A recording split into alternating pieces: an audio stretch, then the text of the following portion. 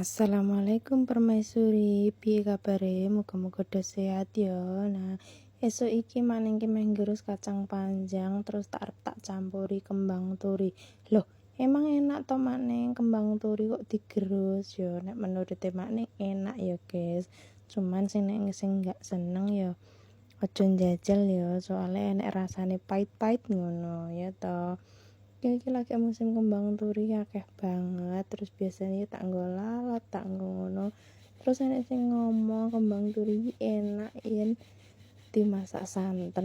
Terus aku njajal, ternyata ya enak tenan, guys. Ya ta, bumbune koyo biasa wae ya, masak gerus ya nggo brambang bawang, tumbar, lombok ngono. Nek maneng iki lagi tak ulek mentah ngene iki engko tak gongso, guys. Aja lali tempe bosok ya, iki resep rahasia.